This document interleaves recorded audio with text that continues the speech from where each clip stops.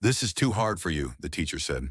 Now her drawing hangs in the school museum. What happens when a 12-year-old girl draws the city of the future, only to have her work hung beside the school trash can? What happened next turned one act of quiet dismissal into a national reckoning. It started with chalk, white, soft, and fragile. Just like the hope in a black child's eyes when the grown-ups in charge have already decided she doesn't belong. Morgana James, age 12, was sitting on the cold tile floor by the window in the back corridor of Ridgeview Middle School. The place always smelled faintly of wet paper towels and forgotten pizza. Classes had ended for the day, but Morgana didn't leave. Her mom was working the tail end of a long hospital shift again, 3 hours of overtime she didn't ask for, but couldn't afford to refuse.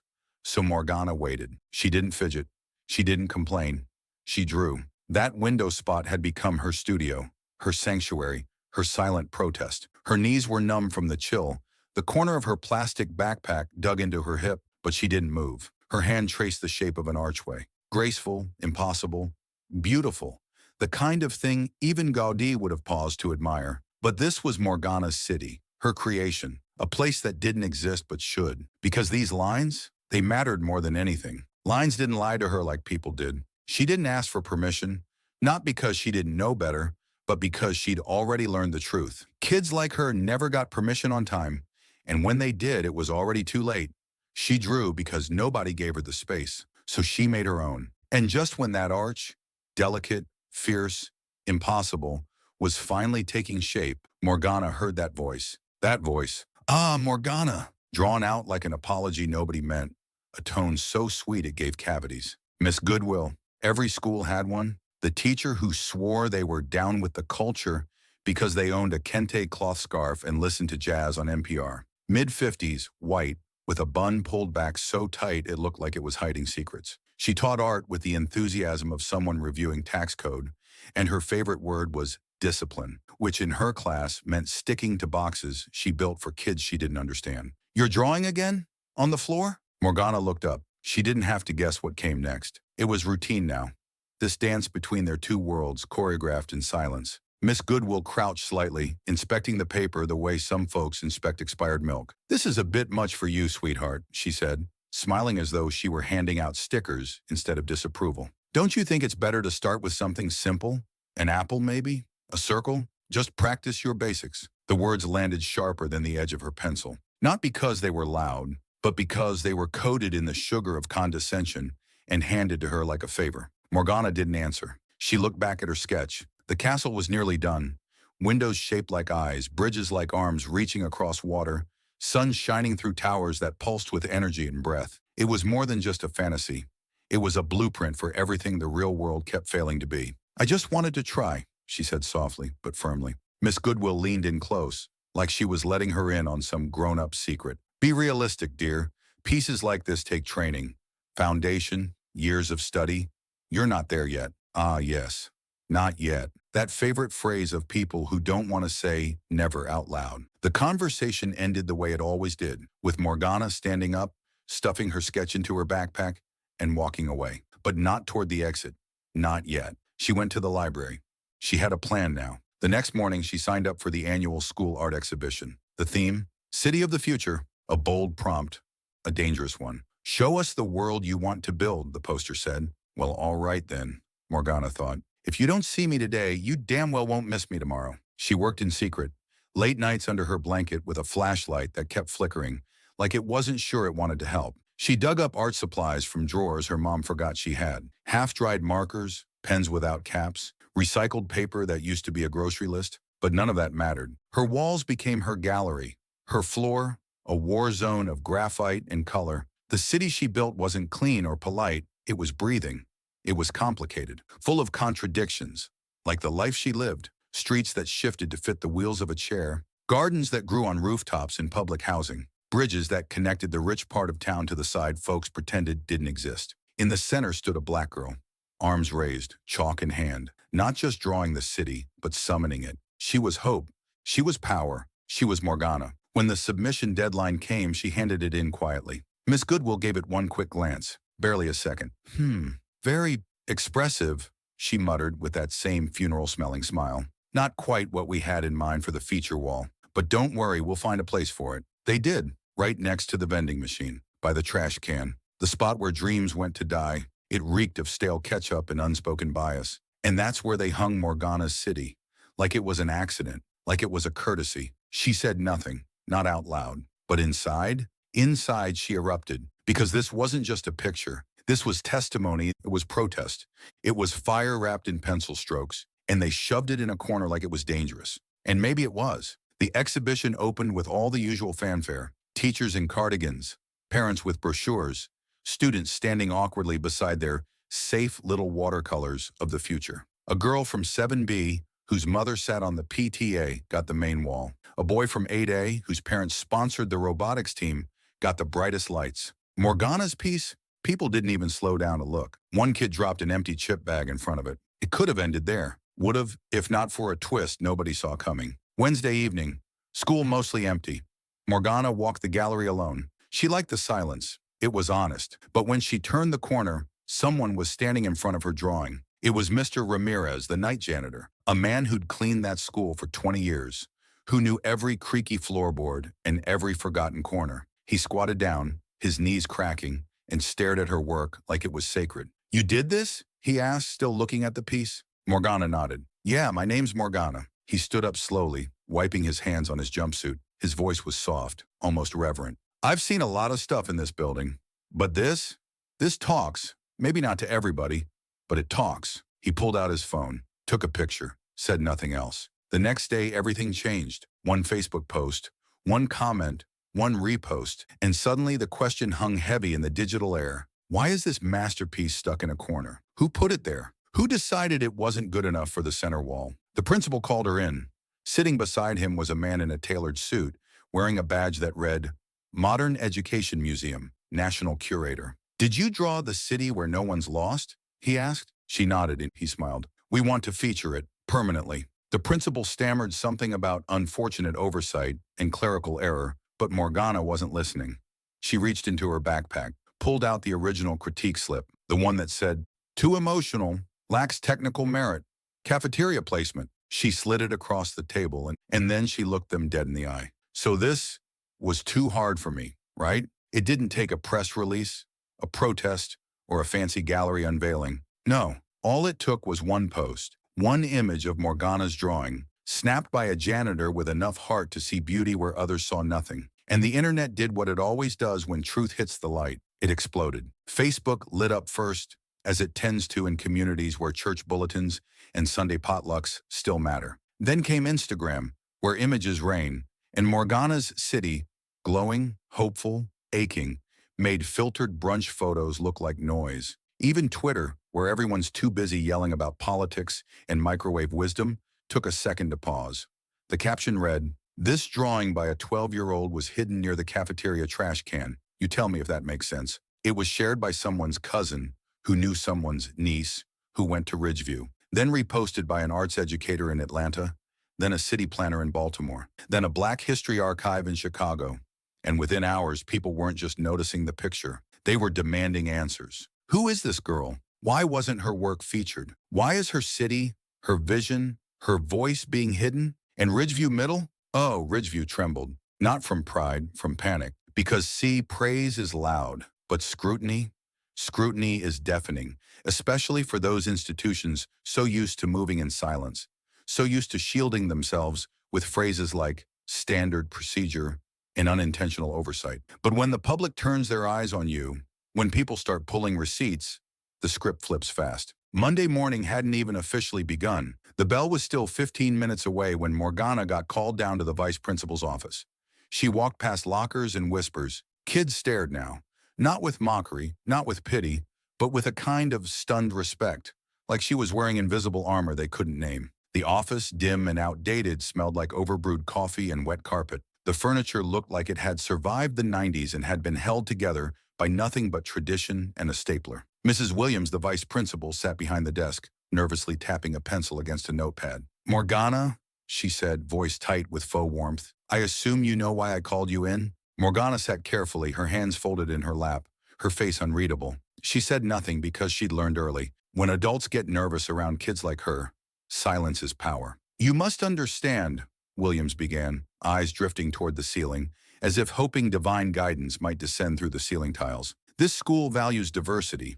We deeply respect cultural expression, but sometimes, well, certain works don't align with our formal criteria. Formal criteria, that bureaucratic poetry that always sounds objective until you start asking who made the criteria and for whom. Morgana blinked, then tilted her head slightly. I understand, especially when my drawing was placed next to the garbage can. That one sentence hit the room like a slammed door.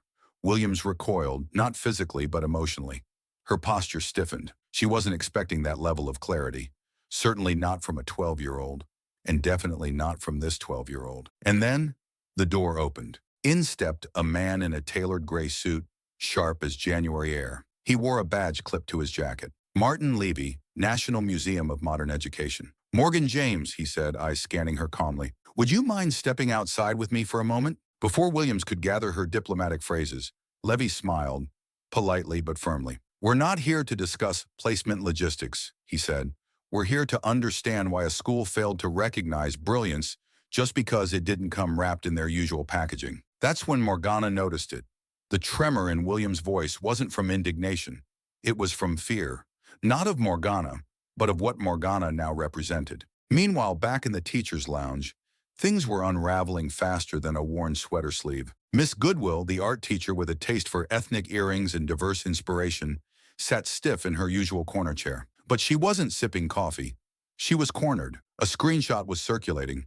Her handwriting, her evaluation of Morgana's piece. Overly emotional, lacks academic foundation, artistically questionable. Oh, the parents saw it. And this time they weren't quiet. Emotional is now a bad thing? You judged her city as unrealistic. By whose reality? Yours. You want to talk about academic value? That child is the future, and you just tried to erase it. The parent-teacher threads were on fire. Emails poured in. And the school suddenly looked very small under the microscope. Because bias doesn't vanish when it's exposed, it glares. The very next day, Morgana was called to the auditorium. Not for detention, not for incident review, but as a guest of honor. Principal Davidson, a man who always looked like he was trying to remember the last time he smiled for real, stood at the podium. He read from a crumpled sheet like he was trying not to mess up a eulogy. We are proud to acknowledge that one of our own, Morgana James, has demonstrated extraordinary artistic vision. Her piece will be featured in a permanent exhibition. The applause that followed wasn't thunderous. It was polite, forced, the sound of people clapping because the script said applause. We also intend to expand our visual arts program, he continued, to ensure all students feel empowered to express their creativity. Morgana stepped onto the stage, not with timid grace, but with quiet dignity, her back straight, her eyes steady. No smiles, no performance, just presence. Would you like to say something? The principal asked. She took the mic. It trembled slightly in her hands, not from fear, but from weight, from heat, from the surge of something righteous and long overdue. I just wanted to be seen, she said. Her voice didn't crack. It carried. And when I wasn't, I realized something. This isn't new. It's not rare. It's a habit. We're taught not to dream past the ceiling, especially when that ceiling wasn't made for us. You could feel the temperature in the room shift. Chairs didn't squeak. Phones didn't buzz. Air, heavy with discomfort and revelation, hung thick. They told me my work was too hard for me, she said, turning slightly toward Miss Goodwill, who stood pale against the far wall. And maybe it is, because truth is hard, especially for those used to hiding it. Back in the teacher's lounge, Miss Goodwill was typing furiously, requesting immediate personal leave due to unforeseen circumstances. Meanwhile, in front of cameras, Martin Levy spoke to a growing line of reporters. Morgana's work is not simply a drawing, he said. It is a message, a mirror, a challenge. It calls out the quiet ways systems silence brilliance. And now it will hang where it belongs, in our museum, for all to see. And somewhere in the comments section beneath the interview, one person summed it up best. This is what happens when a black girl doesn't get interrupted. She gets heard. We're on the edge of culmination. What comes next will shake more than just the school walls. Stay right here. The final chapter will leave you breathless. A week passed, just long enough for certain folks to pretend like they'd been rooting for Morgana all along. Suddenly, the teacher's lounge was full of, I always knew she had talent, and I said from the beginning that girl had potential. Like a collective case of professional amnesia had swept through Ridgeview Middle. But Morgana remembered. She remembered exactly how Miss Goodwill had leaned over, voice dipped in condescension and prejudice disguised as pedagogy, and said, "This is too hard for you." She remembered the cold metal hook where her drawing had hung, beside the trash bin, next to the vending machine, under flickering fluorescent light, where dreams went unnoticed and effort went unrewarded. She remembered the silence that followed every time she'd raised her hand with an idea too unfamiliar, too ambitious, too different. And now the building wore her name, right there at the school's front entrance. Under new lighting, behind a pane of glass so clean it looked like air, hung a blown-up replica of her drawing. No corner this time, no cafeteria. This was the front, the face, the very first thing you saw walking into Ridgeview. It didn't just hang there like decoration, it confronted. Bold letters across the top read, "This is too hard for you," the teacher said. Now her drawing hangs in the school museum, and beneath it, etched into a brushed metal plaque like scripture, "Artist, Morgana James, age 12. The future begins with truth." It was poetic justice and public reckoning wrapped into one frame. A quiet but powerful slap to every system that only seems to embrace black brilliance once it's been filtered, softened, or endorsed by someone respectable. 2 weeks later, Morgana and her mother boarded a train bound for New York City. Not for a vacation, for history. They were invited guests at the National Museum of Modern Education, where a new permanent exhibition was launching, Voices of the Next Generation. And Morgana's drawing? It wasn't tucked into some back hallway or minor corner.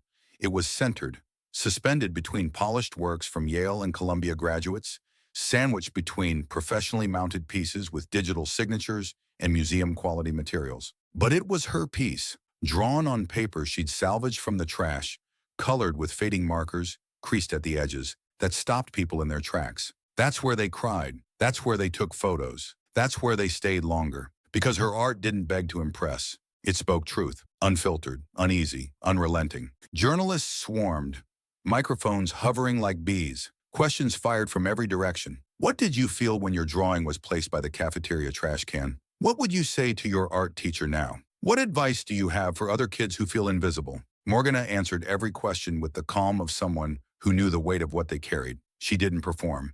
She didn't pose. She spoke. And when one reporter asked, point blank, if she saw herself as a prodigy, she smiled, just enough to let them know she understood the game, and said, "I don't want to be the exception.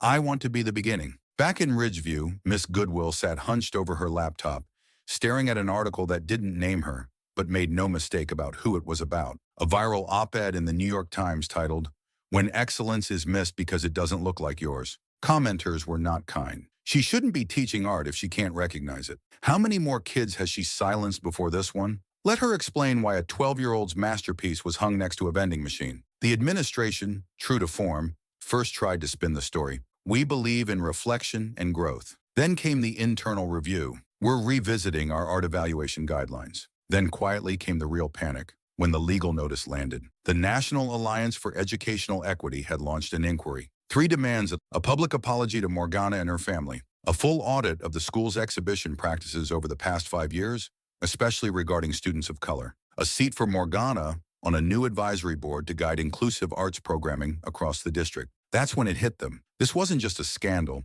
It was a precedent. It was pressure. It was the kind of accountability schools dread, not in court, but in the court of public truth. But the most powerful moment came not from a headline or an award, but in a closed-door meeting with the Department of Education. Morgana, still just 12, was asked to speak as a young thought leader in the panel, "How to Hear the Voices Schools Are Trained to Ignore." She didn't come with a speech. She came with lived experience. And when she spoke, she wasn't that little girl with a drawing. She was a cultural witness, an emerging theorist, a young citizen who understood exactly how systems dress up discrimination in policy language. She talked about visual silence, how institutions mute certain narratives not with censorship, but with placement. She talked about architectures of exclusion, how hallway displays and gallery decisions reinforce who matters and who doesn't. And she said this, "My drawing wasn't hung by the trash because it wasn't good enough. It was hung there because the people choosing the walls never expected someone like me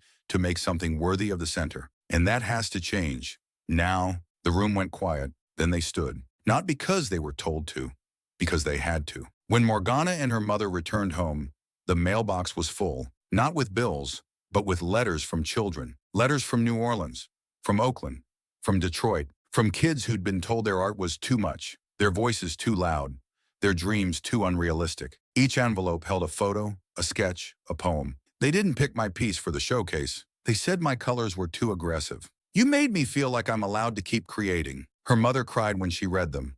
Not tears of sorrow, tears of recognition, of release. Because her daughter hadn't just made art. She had cracked something open, something sacred, something overdue. And Ridgeview started making moves real fast. Now there were workshops on inclusive arts pedagogy. Now there were black and brown faces on the hallway posters, not just on glossy brochures mailed to donors. Miss Goodwill? She resigned voluntarily, which everyone knew was code for, this is your chance to leave before we make it official. And Morgana? Morgana walked those hallways now and didn't hear whispers. She heard voices. Yo, Morgana, you doing that new art contest? Can I show you my sketch? You think we could work on something together? She wasn't a symbol anymore. She was a presence. The final brushstroke came one crisp October morning. The Atlantic released their monthly issue. On the cover, that same drawing. No longer folded, no longer hidden. Digitally restored, but still raw. Still true. Across the top in bold, unapologetic font, the girl who drew the future and refused to erase it. And beneath the title, a line from Morgana's speech that now lived in the marrow of a movement. I didn't want to be seen as a miracle. I wanted to be seen as normal. A black girl with vision shouldn't have to go viral to be validated. And somewhere, someone's child picked up that magazine, looked at that picture, and started to draw.